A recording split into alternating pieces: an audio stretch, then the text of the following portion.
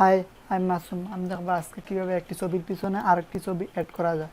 যাই হোক, তো আমি অ্যাডোবি ফটোশপ দিয়ে কাজ করবো। যাই হোক, আমি প্রথমে ওপেন করলাম, যে ছবিটি অ্যাড করতে চান সেটা ওপেন করুন। তো আমি ওপেন করলাম, তো আমি এই ছবিটা অ্যাড করতে যাই। তো আমি প্রথমে এটা ব্যাকগ্রাউন্ড কেটে নেব, cancel,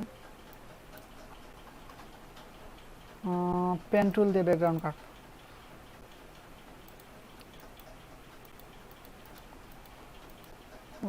control Z,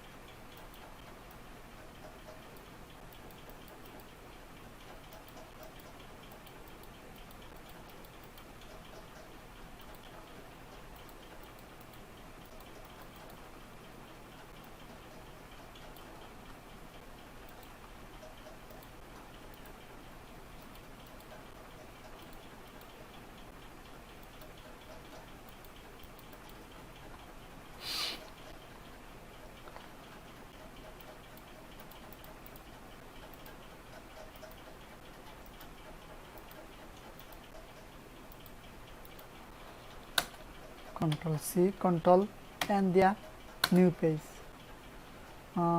control N দিয়া আর পেজটা একটু বড় করে দিই। যেমন ধরো 1280 720 পিক্সেল দিন। ওকে, কন্ট্রোল বি দিয়ে পেস্ট করব।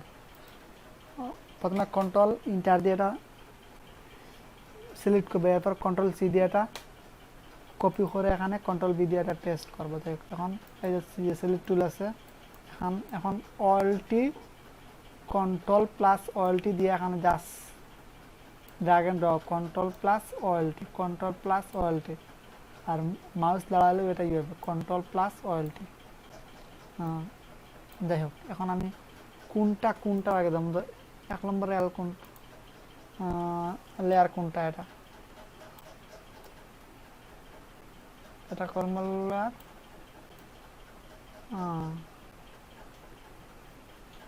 তিন নম্বর, তাহলে 1 নম্বরটা কোনটা আছে, 1 নম্বর লেয়ার, আমার এটা 1 নম্বর লেয়ার। যাই হোক,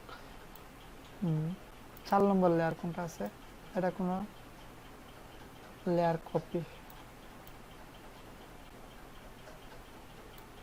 এটা কত নম্বর, 2 নম্বর, এটা কত নম্বর, 4 নম্বর।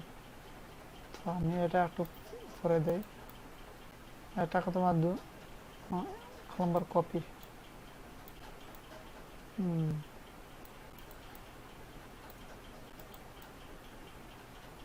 এটা 4 নম্বর লেয়ার। তো এটা আমি সবার নিচে দিয়ে দেব।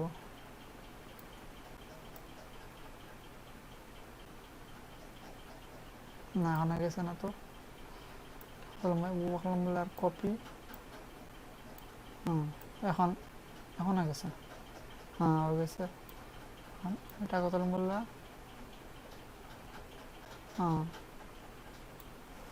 এখন কন্ট্রোল টি দেব, কন্ট্রোল টি দিয়ে ট্রান্সফর্ম নিয়ে আসবো।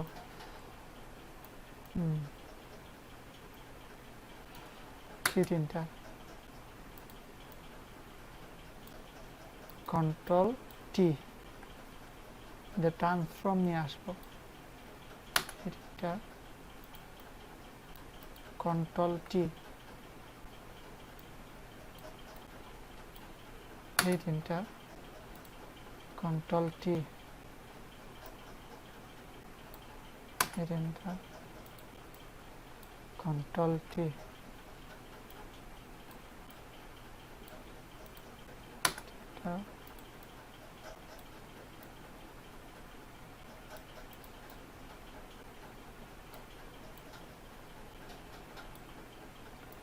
ব্যাকগ্রাউন্ড